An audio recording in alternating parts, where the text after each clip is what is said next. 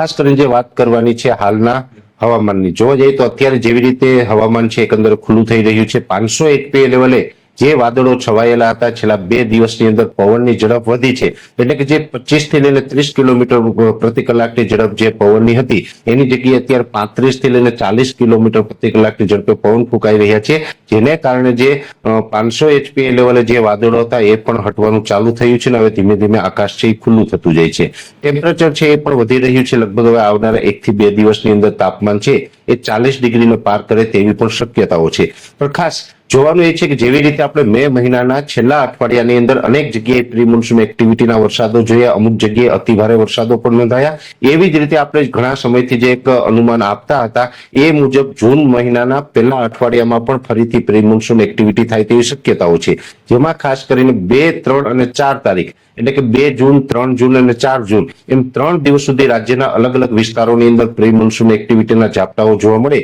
તેવી શક્યતાઓ છે. પણ ખાસ કરીને જોવા જઈએ તો જે મે મહિનાના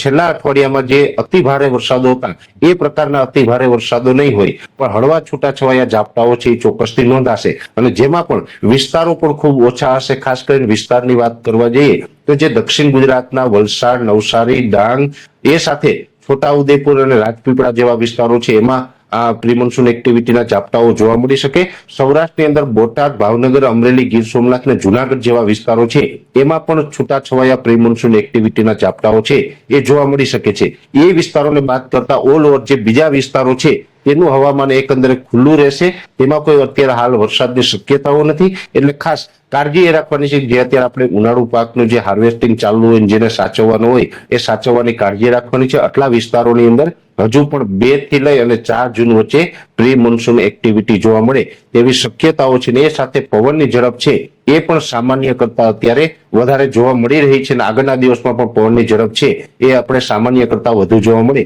તેવી શક્યતાઓ છે. ખાસ કરીને નૈઋત્યનું ચોમાસું છે એ જ્યાં સુધી ગુજરાતમાં પ્રવેશ ન કરે ત્યાં સુધી આ પ્રકારના પ્રી મોન્સૂન એક્ટિવિટીના ઝાપટાઓ છે એ ચાલુ રહેશે. એટલે નૈઋત્યનું ચોમાસું છે એ સામાન્ય રીતે આપણે 20 જૂન આસપાસ ગુજરાતમાં પ્રવેશ કરે તેવી અત્યારે આપણે શક્યતાઓ માનવાની છે. જોકે એમાં અચાનક કોઈ બદલાવ આવશે, અરબ સાગરની અંદર કોઈ સિસ્ટમ બનશે તો ચોક્કસથી અમારા તરફથી માહિતી આપવામાં આવશે. પણ અત્યારે આપણે જે 20 જૂનનો જે ટાર્ગેટ રાખી રહ્યા છે ત્યાં સુધી જે વરસાદો પડશે તેને પ્રી મોન્સૂન એક્ટિવિટીના વરસાદો ગણવામાં આવશે અને એમાં 2 થી 4 જૂનની અંદર ફરીથી એક પ્રી મોન્સૂન એક્ટિવિટીનો રાઉન્ડ આવી રહ્યો છે જેની દરેક મિત્રોએ નોંધ લેવાની.